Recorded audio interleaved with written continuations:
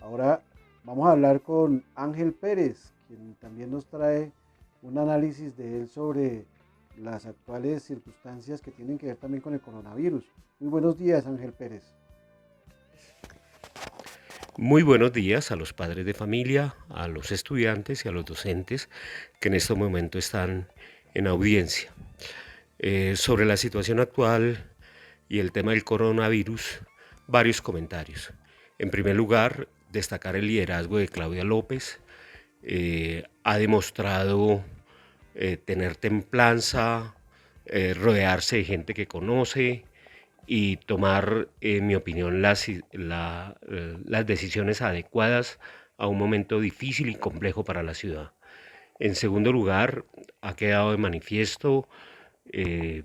el gobierno nacional y su escasa capacidad de convocatoria y lo más grave, la gran posibilidad que tenía para ejercer un liderazgo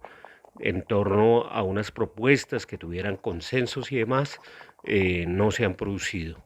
Esperemos que para bien del país el gobierno nacional enrute su camino y entienda que es buscando acuerdos con otros sectores, tal como lo propuso Rodrigo Uprini en una extraordinaria columna el domingo pasado en el periódico El Espectador. En segundo lugar, en lo que tiene que ver con el tema educativo,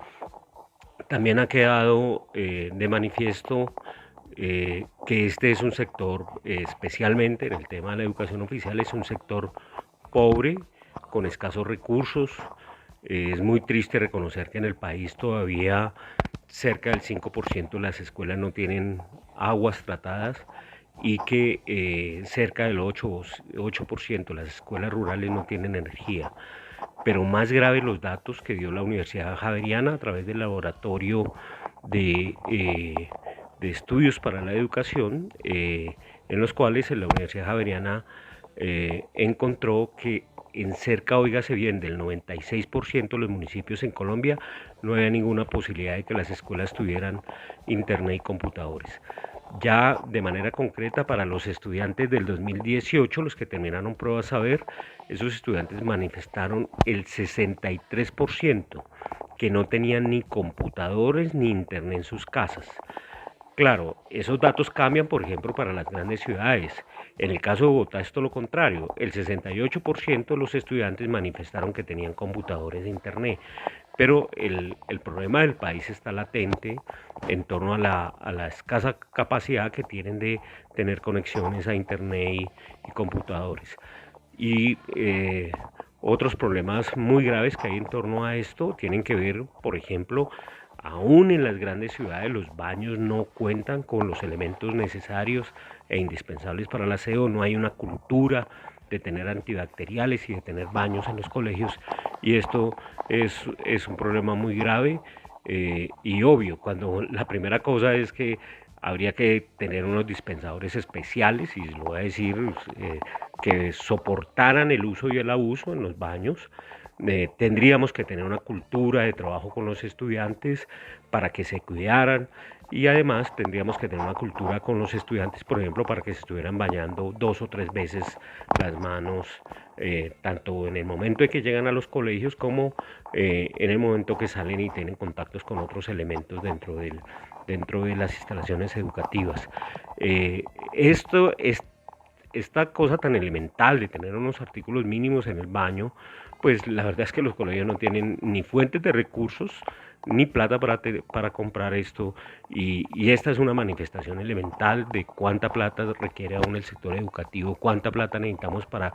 conectar nuestras escuelas rurales a internet, cuánta plata necesitamos para tener computadores y cuántos recursos necesitamos, y ojalá esto algún día lográramos hacerlo, que las empresas que manejan el internet en Colombia y las conexiones, que como todos sabemos están concentradas en tres o cuatro grandes empresas, priorizaran las conexiones a los colegios para que tuvieran estos colegios no solamente computadores, sino una velocidad adecuada para trabajar. Y termino con esto. Es extraordinario lo que yo he encontrado en estos días sobre la imaginación y creatividad de los docentes para trabajar con los estudiantes vía virtual, pero también de alguna manera tenemos que reconocer que los niños más pobres,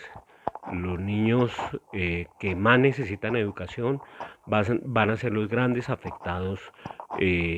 porque la mayoría de las veces ni había cultura en los colegios, ni los profesores estaban trabajando o tenían la costumbre de trabajar de manera virtual. Insisto, hay muy buenos ejemplos, hay cosas muy interesantes.